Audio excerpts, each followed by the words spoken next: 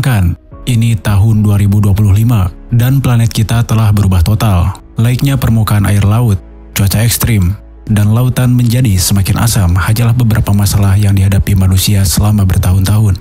Namun di salah satu kota pesisir terbesar di dunia, situasinya menjadi sangat serius. Saat itu adalah hari yang cerah di bulan Juni ketika gempa bumi besar mengguncang kota hingga ke inti.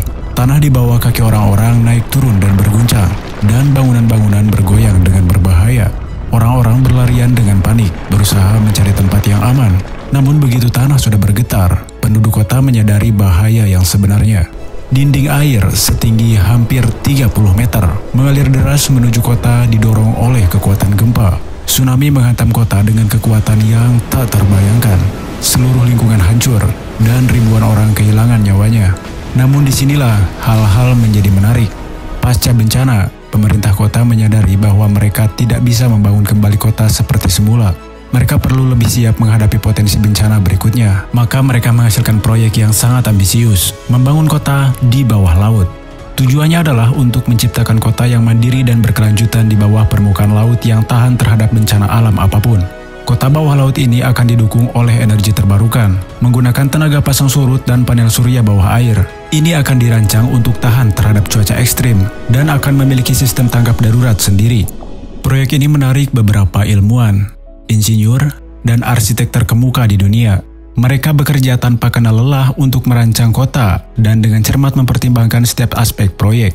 Kota bawah laut akan memiliki segalanya yang dimiliki kota pada umumnya, mulai dari sekolah dan rumah sakit hingga toko dan restoran. Akan ada peternakan bawah air tempat ikan dan makhluk laut lainnya bisa tumbuh. Kota ini bahkan memiliki sistem transportasinya sendiri, seperti kapal selam canggih dan terowongan bawah air yang menghubungkan berbagai kota. Proyek ini menjadi secercah harapan bagi masyarakat. Hal ini menunjukkan bahwa meski menghadapi bencana, kita bisa bersatu untuk menciptakan sesuatu yang menakjubkan. Namun seiring berjalannya waktu, proyek tersebut tidak lagi tampak sempurna. Biaya proyek ternyata lebih tinggi dari yang direncanakan. Ada juga kekhawatiran mengenai berapa lama proyek semacam itu akan bertahan. Lagi pula, lautan sangat tidak dapat diprediksi. Meski begitu, tim ilmuwan dan insinyur tidak pernah menyerah. Setelah bertahun-tahun melakukan percobaan dan kesalahan, mereka akhirnya menciptakan kota bawah laut yang sempurna. Sebuah keajaiban teknik, ekosistem mandiri yang dapat menopang kehidupan manusia tanpa batas. Bangunan-bangunan tersebut dibangun dari bahan yang mampu menahan tekanan besar di dasar laut, dan kota itu sendiri ditenagai oleh jaringan turbin pembangkit listrik tenaga air yang canggih. Tidak lama kemudian, gelombang pertama penjelajah tiba di bawah laut. Ada orang yang berbeda-beda dalam kelompok ini, dan masing-masingnya memiliki alasan masing-masing pula dalam memilih hidup di dunia baru, di bawah ombak ini. Beberapa dari mereka adalah petualang yang mencari dunia baru untuk dijelajahi, sementara yang lain berharap untuk melarikan diri dari bencana alam yang terjadi di daratan. Namun terlepas dari perbedaan mereka, semua orang ini memiliki tujuan yang sama, membangun masyarakat baru yang selaras dengan alam. Kota bawah laut berkembang pesat, dan penemuan-penemuan baru terjadi setiap hari. Para penjelajah mengembangkan teknologi dan cara baru untuk menjinakkan kekuatan laut. Mereka belajar bertani di laut, dan mulai mengolah tanaman bawah air yang memberi mereka persediaan makanan tetap. Namun hidup di bawah air merupakan tantangan. Orang-orang merasa terisolasi dan bahkan sesak. Situasi ini memuncak ketika sekelompok aktivis mulai memprotes rencana pemekaran kota. Mereka berpendapat bahwa kota bawah laut merupakan ancaman terhadap lingkungan yang seharusnya dilindungi, dan penjelajah harus fokus pada pengurangan dampaknya terhadap kehidupan bawah laut yang rentan. Protes tersebut memicu perdebatan sengit di kalangan penjelajah. Beberapa dari mereka berpendapat bahwa kelangsungan hidup kota bergantung pada pertumbuhan dan perluasannya. Ada juga yang berpendapat bahwa pemerintah kota perlu memprioritaskan perlindungan lingkungan di atas segalanya. Pada akhirnya, kompromi tercapai.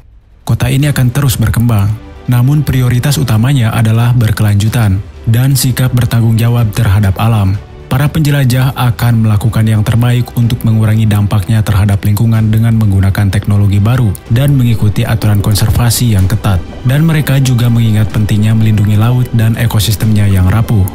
Beberapa tahun telah berlalu dan kota bawah laut terus berkembang. Generasi penjelajah baru telah lahir, dan mereka tumbuh di dunia yang sama sekali berbeda dari dunia yang dikenal nenek moyang mereka.